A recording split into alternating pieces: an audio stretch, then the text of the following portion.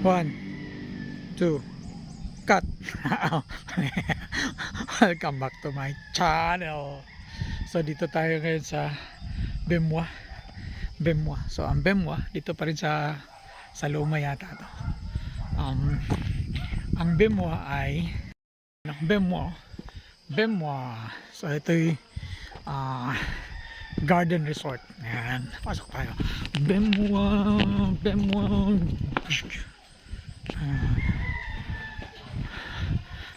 Farm.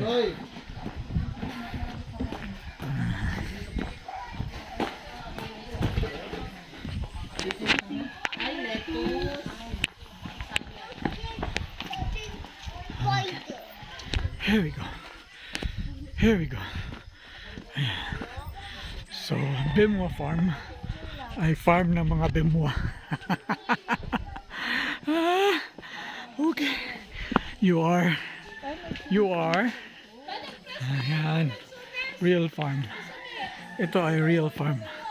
Ayan, daming fresh harvest. Ayan, lettuce.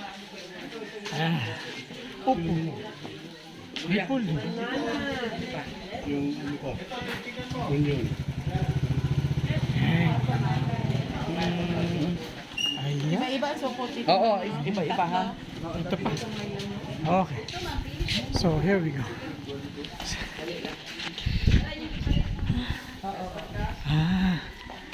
Okay. So ito yung farm. Anong farm yan? Lettuce po. Lettuce. Pero hindi water ano yan? Yung hydroponic. Hindi po, may sa lupa po siya. Nasa lupa. So ayan. Ito yung farm. Ayan. So that's how the lettuce farm looks like. So dito meron sila mga herbs.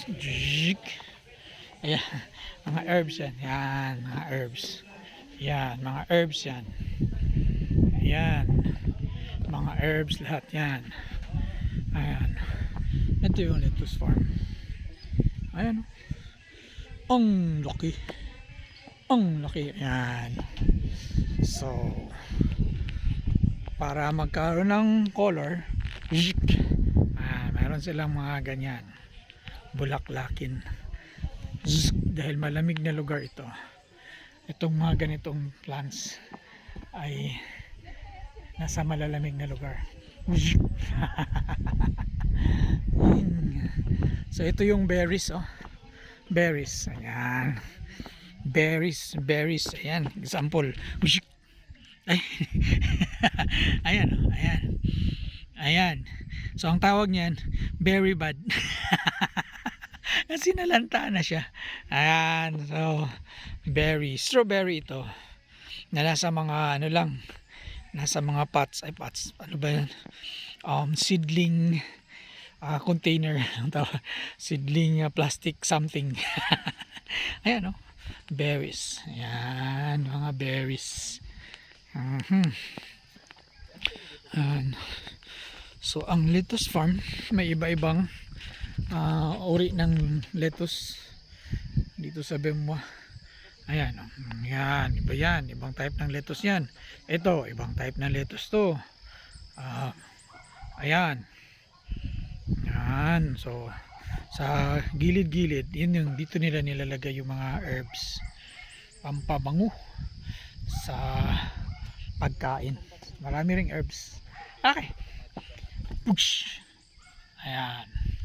Strawberry. Ayan. Cherry. Ayan. So yun sila ay nag-deliver ng bagong harvest na mga yan, lettuce. So itong style, ito iba yun, ito iba rin yung style na to. So dito yung processing plant nila.